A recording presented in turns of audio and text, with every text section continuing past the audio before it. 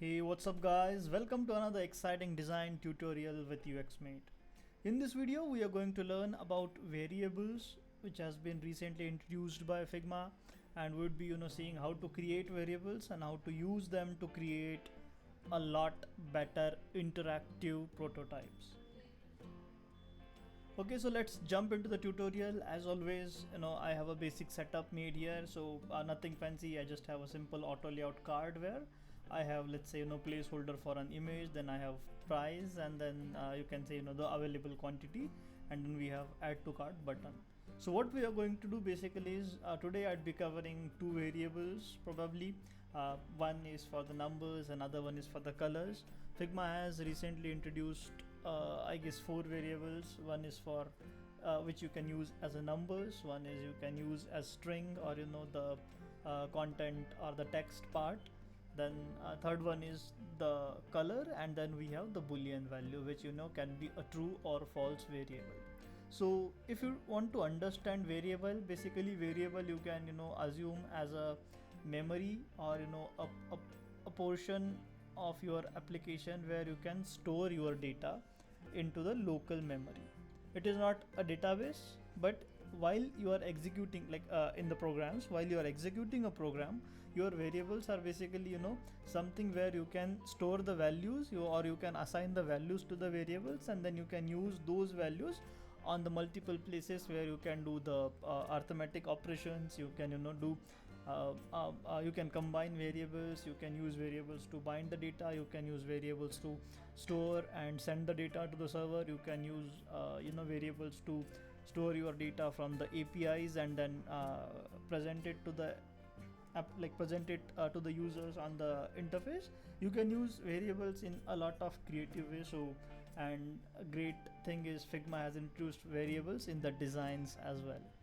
So yes, let's jump into the actual part of the tutorial where I'd be explaining about how to create variables in the Figma, how to assign those variables, and how to use those variables to create the interactive prototypes, and which will save a lot of time, guys. So don't skip any part here. So let's first of all make sure you have deselected everything, okay, and you have not selected anything on the canvas. Then you would be seeing a local variable in your properties panel. Just click on the local variable, it will open up the variable panel where you can create your reusable variables, right? So how to do this? Just simply click on create variable, right?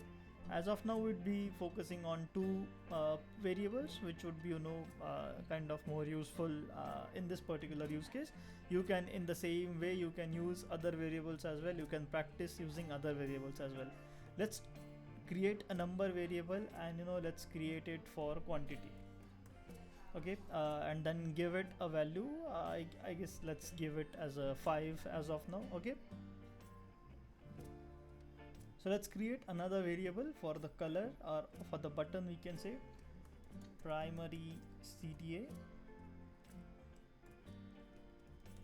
color, and I'll give it a value, let's say something which I'm using here for the primary button. Okay, great, our variables are created, and now we are going to use those variables.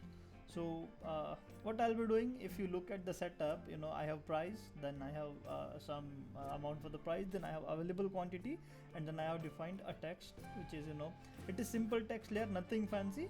But what we are going to do is we are going to use this text layer, and we would be assigning a variable to it, and we would be creating the interactions based on click of the button, and we'll be reducing the available quantity dynamically. We don't need to create multiple screens or multiple frames. It is going to be handled in only one single frame, okay. So if you look at the layers panel, what I have to do is, like, I have available quantity in an auto layout where I have label, and then I have quantity. So let me assign a variable to this. What you have to do is, you would be seeing this apply variable button in the properties panel. Just click on it, and you can select the appropriate variable. So Figma does lot of jobs itself. As you have selected a text layer, it is only showing you a variable which can be assigned to the text layer, which is either number or the color, right? The number or the string. So in our case, we have created a number variable. Let me just select this variable from here. No changes as of now. You would be seeing 5 because I had assigned the same value for the variable, as well as my text layer also had same amount, or the quantity as 5. Now let me just quickly create a interaction, and then I'll show you what we have did so far. So let me create a on click interaction of this button, right? So on click, what we are going to do is we are going to do a set variable. If you see, we have set variables, and conditional are something which are something Figma has recently introduced. So let me do a set variable, simple thing. And what I'll be doing, I'll be selecting the variable. Okay, which variable I want quantity. And what I have to do with the quantity, first I have selected which variable I want to change or set. So I have selected my variable. Now what I have to do, I have to define the new value for the quantity. So what we are going to do, we are going to do it dynamically, right? So whenever user clicks on the add to cart, we have to reduce 1 from the quantity. So what I'll be doing, I'll be selecting quantity. Okay, then you can see addition, subtraction, multiplication, division, all the mathematical operations you can see here. So we are going to do a subtraction. So let me just type in minus, and then we'll be doing 1, right? Because we would be reducing one quantity at a time when user clicks on add to cart. Great. So let me just hit enter and complete this interaction. We'll just test this interaction.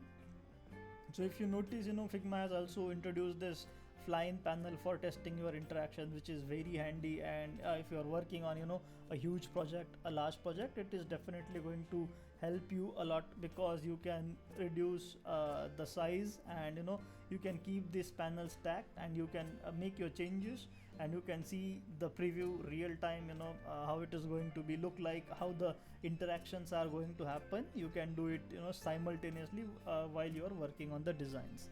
So let's just click on the add to cart button. What it happens, okay, it reduces it to the 4. Okay, let's keep on doing it at a decent job. Okay, it is doing good.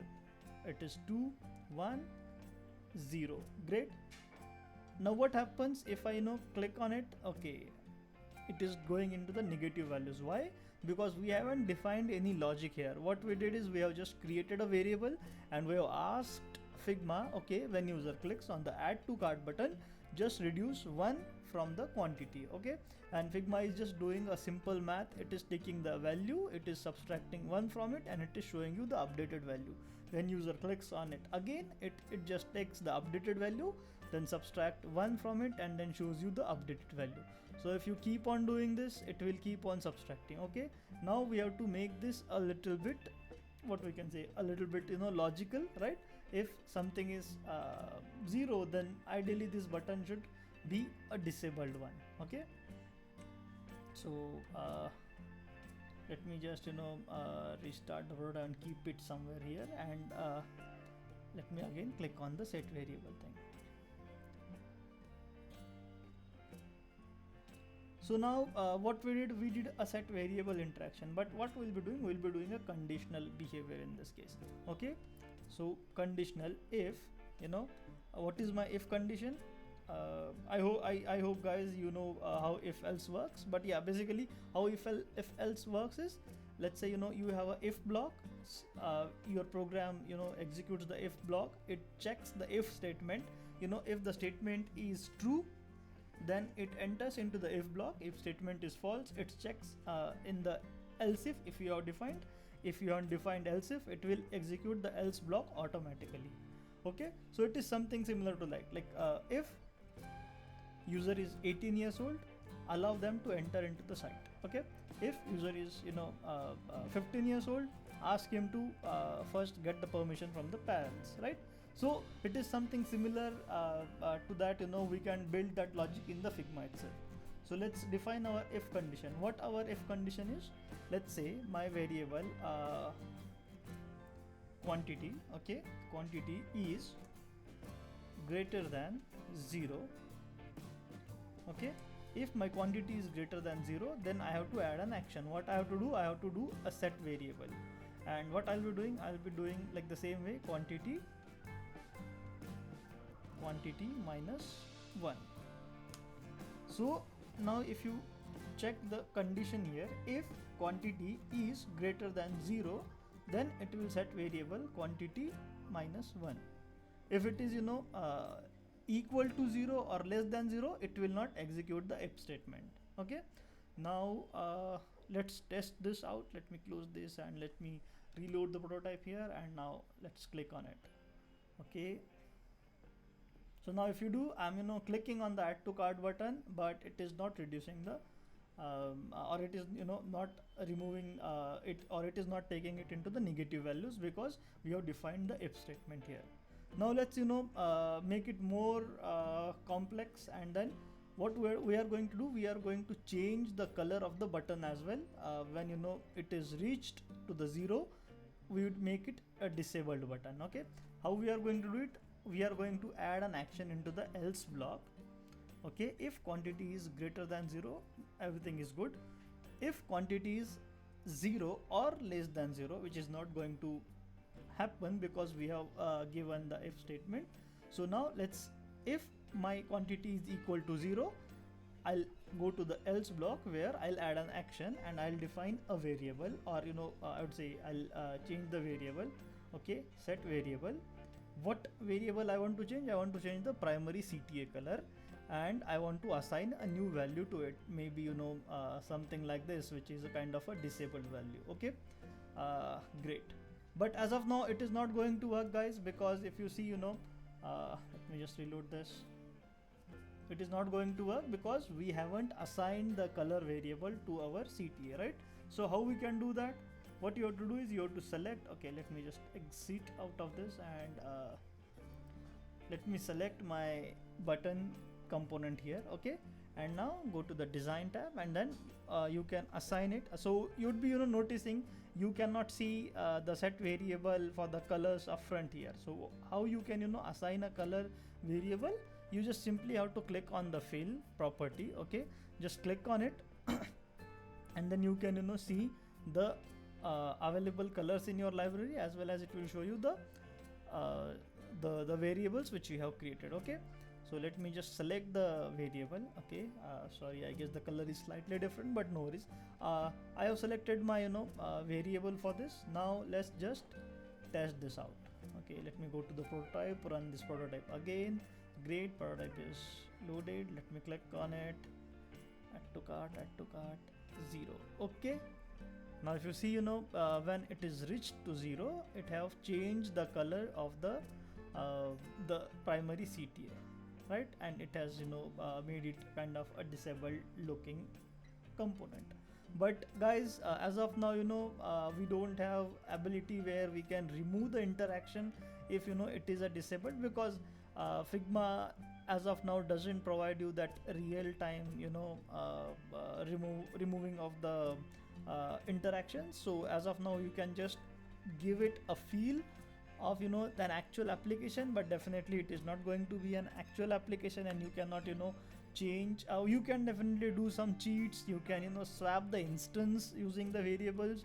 Definitely, if you are interested, we can go deep dive into upcoming tutorials where you can use those cheats where you could swap the instances of the your components, and when it is, let's say, less than 0 or equal to 0, your component will be you will not able to interact with the component. We can definitely look into that. But I hope, guys, as of now you have enjoyed this tutorial. Make sure you have subscribed to the channel. Make sure add your comments. If you have any doubts, definitely reach out to us with the comments. We'd be loving to help you. Thanks, guys. Keep watching, keep learning, keep designing.